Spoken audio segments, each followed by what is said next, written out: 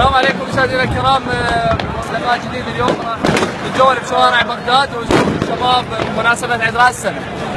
والآن نلتقي مع أحد الشباب. السلام عليكم. وعليكم السلام حبيبي. شنو رأيك اليوم بالأجواء مال راس السنة وهاي يعني بغداد؟ والله أجواء راس السنة، والله بالنسبة لراس السنة الأجواء اليوم كلش حلوة وراقية وعليك. لا ما يحكي بعدين نرجع لك سؤال. بس دقيقة. راس السنة يعني هاي احتفالات هاي بس تربية. عود اوقف يا اخوي بس خلاك ما يصير. سلامتك معلم. غير لقاء اكرر عليك ما يجون ليه؟ ما يحكي هذا.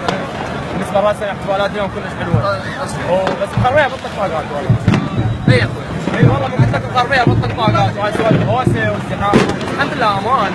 يعني هو هذا المرتاح. الحمد لله وشكر. الان يعني انت شنو رايك؟ يعني هسه هاي الاجواء وهاي والله انا احلى شيء اطلع يا جماعه. والله راس السنه والله ضاعت والله.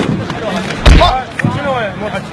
علي داس انت مدح يعني واحده انت مدح بلا تجاوز يعني طبعا اخونا صار يسوي لنا لقاء يريد يحكي معاناته. هاي شنو اللي صار؟ يا اخي والله ما يصير هيك. الف مره يعني مثل ما يضربنا على الهواء مباشره وبارده وراس سنه وانا كيف بروح عليه. كرهني بالحياه. هاي يوميا يعني هيك هاي السؤال. اما انا 2012 ابدا اديها حياه جديده. 2015 حكيت كتل ما باخذ كل حياتي. ابوي ما كان خرب هيك خرب راسي يعني خرب السنه.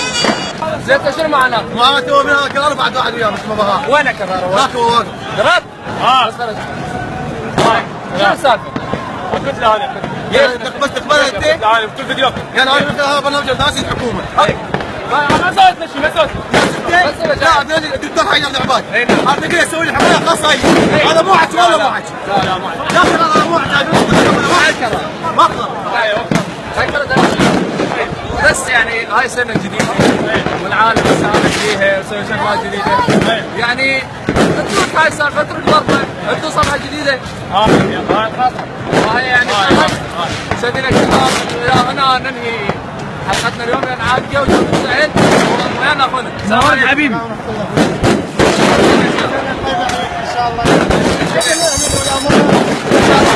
تعود شو اسمه اي اي التفريمية ليش؟ هاي الحكومة حبست امور يا حبيبي. حلينا المشكله في الشافعي والله العظيم. قرار وعدنا ما راح يضربك. شو وعدكم؟ ما راح تنضرب في الشافعي. و2016 راح تكون سنه احترام. لا بس يعني كلام يضربني بعد؟ ما راح تنضرب.